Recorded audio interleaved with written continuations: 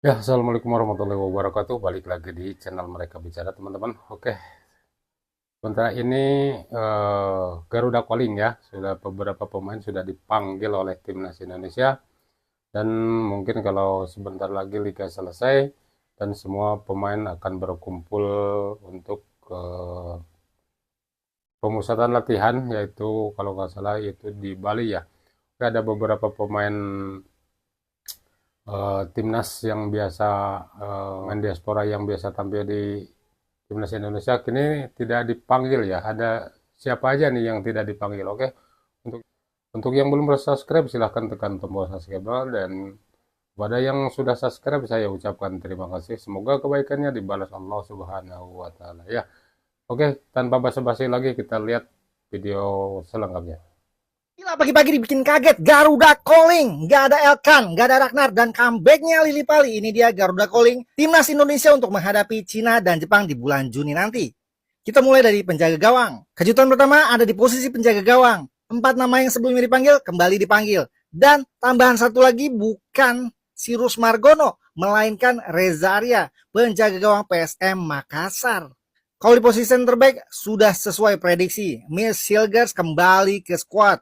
Dan nama-nama seperti Jordi Amat, Jaizes, Rizky Ridho, dan Justin Abner kembali dipanggil. Di lini tengah pun tidak ada perubahan. Tom Haye, Ricky Kambuaya, Marcelino Ferdinand, Ivar Jenner, Joey Pelupesi, dan Nathan Chuaon kembali dipanggil. Di sayap kanan, kembalinya kapten kita Asnawi Mangkolam dan Yakob Sayuri yang kembali dipercaya oleh Patrick Kluivert. Dan 3 orang pemain abroad kita yaitu Kevin Dix, Sandy Wall, serta Eliano Reinders. Di sayap kiri ada Shane Patinama dan kembaran dari Yakob yaitu Yance Sayuri, Pratamarhan, Calvin Verdong, dan Dan James. Yang mengejutkan adalah kembalinya Stefano Lillipali ke timnas Indonesia. Dan Egy kembali lagi setelah sembuh dari cederanya dipanggil oleh Patrick Kluivert.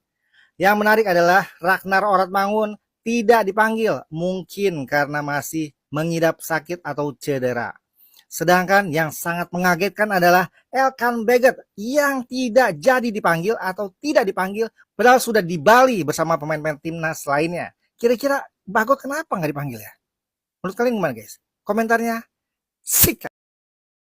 Ya, Wah Haji Ragnar Ragnar Horatmangun yang nggak dipanggil oleh Patrick Kluivert saya di squad yang sekarang ini nggak tahu alasannya masih ngidap cedera atau sakit, saya kurang paham, belum ada pemberitahuan juga, belum ada klarifikasi juga ya dari PSSI, nggak tahu Ragnar Horatmangun kenapa nggak dipanggil gitu. Selebrasi sanksi 3 laga dan denda 75 juta. Tapi lempar batu, peringatan keras, sanksi 1 laga dan denda 20 juta. Selamat datang di Liga Indonesia, liga yang sedang berkembang. Kebaikan gak ya ngomongnya gue? Oh Kebaikan tenang, ini kan bukan ranah gue. Ini kan ranahnya pandit favoritmu. Ya kayak kebagusan gini-gini jangan ngomongnya. nanya sama gue ya. Nanya sama pandit favoritmu. Karena gue yakin bentar lagi pandit favoritmu bakal bahas. Ya Pasti udah, iya bahas. tipis. Pelemparan batu oleh oknum, nggak boleh bilang Aremania ya. Semua berawal dari kekalahan Arema atas Persik Kediri dengan skor 0-3 ya, main di Kanjuruhan. Persik datang dengan respect ya, bahkan naruh bunga untuk memperingati tragedi Kanjuruhan. Bahkan semua postingannya hari itu tuh hitam putih, bener-bener out of respect. Tapi ternyata ada pelemparan di sana. Aduh, gawat. Masa iya seorang dokter Farhan ngebahas ini? Gini deh, siapa dari kalian yang belum subscribe masih kurang podcast? Apakah ini adalah hal yang berikutnya harus kita bahas di Masih Kurang Podcast? Udah mendingan sekarang buruan kalian subscribe dulu dan kira-kira apakah ini harus kita bahas? Tag Bang Didi, tag Alfa, tag juga pandit favoritmu supaya kita bisa bahas ini. Tanggapannya, yuk kita komen, let's go! Ya itulah liga kita ya, benar-benar kayak liga dagelan katanya. Eh, sanksi yang diberikan oleh Komdis PSSI kepada Aremania, oknum ya, nggak boleh bilang Aremania gitu katanya. Itu dendanya, waduh, cuma 1 kali pertandingan tanpa penonton dan denda 25 juta. Wah, sementara Beckham yang cuma selebrasi kayak gini aja nih, kayak gini, kedinginan, dendanya 3 kali pertandingan tidak boleh main, belum lagi didenda uang. Kasihan juga si Beckham ya. Ketegangan antara netizen Indonesia dan Malaysia kembali memanas. Pernyataan dari fans timnas Harimau Malaya yang menyebut Indonesia harus juara Piala AFF dulu baru bermimpi ke Piala Dunia langsung menyulut emosi supporter Garuda. AFF senior aja belum pernah juara, mau masuk Piala Dunia 2026? Kalian mimpi, ucap salah satu fans Malaysia. Tidak berhenti di situ, mereka bahkan terang-terangan berharap Indonesia kalah dari Cina dan Jepang di laga krusial kualifikasi Piala Dunia 2026 pada Juni mendatang. Malaysia masih saja menjadikan Piala AFF sebagai patokan kehebatan tim nasional, seolah-olah itu adalah tiket wajib menuju pentas dunia. Padahal, saat ini timnas Indonesia jelas-jelas sudah melangkah jauh lebih maju dibanding Malaysia di level Asia. Fakta bicara, Indonesia masuk 16 besar Piala Asia 2023, lolos ke babak ketiga kualifikasi Piala Dunia 2026, dan kini skuad timnas diisi pemain diaspora Eropa dan talenta muda berbakat. Sementara itu, Malaysia gagal lolos ke babak ketiga kualifikasi Piala Dunia, tersingkir lebih awal di Piala Asia 2023 dan terbukti tak mampu bersaing di level elit Asia. Netizen Indonesia pun tak tinggal diam, mereka langsung membalas ocehan supporter Malaysia dengan elegan. Sakit ya lihat kami berkembang, kalian masih saja bangga dengan gelar 2010, padahal sepak bola sudah berubah, ucap supporter Garuda. Gelar AFF bukan satu-satunya tolak ukur, kami sudah bicara Asia, kalian masih bangga di tingkat regional, tambah netizen lainnya. Wah, panas nih guys, Indonesia sudah berbicara di level Asia, sementara Malaysia masih saja terjebak dalam nostalgia regional. Padahal sepak bola terus berkembang dan Garuda kini sudah jauh terbang meninggalkan hari Piala AFF tahun 2010 masih aja dibangga-banggakan ya. Udah itu udah lama banget itu.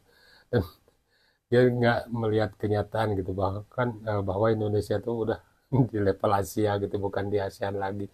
Apalagi sekarang Indonesia udah di round 3 ya kualifikasi Piala Dunia. Nah, sementara mereka masuk Piala Asia pun belum tentu. Piala AFF masih dibangga-banggakan. Udah 15 tahun yang lalu. Gelombang kemarahan netizen Indonesia memuncak. Seruan untuk membubarkan klub Liga 1 Arema FC menggema di media sosial. Kekecewaan publik ini karena muak terhadap oknum supporter Aremania yang dinilai tak pernah belajar dari tragedi Kanjuruhan, yang merenggut ratusan nyawa secara tragis dan memilukan.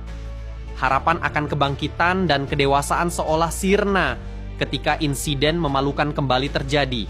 Baru saja Arema diizinkan bermain di kandangnya setelah sekian lama, ternodai oleh aksi brutal pelemparan batu ke bus Persik Kediri hanya karena ketidakmampuan menerima kekalahan.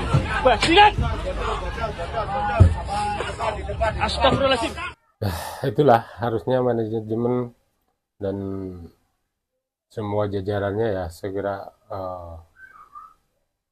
ambil sikap. Hal-hal seperti ini tidak boleh terjadi lagi. Apalagi ini Komdis PSSI yang memberikan sanksi yang sangat ringan sekali ya. Padahal ini sudah berpotensi mengancam ini.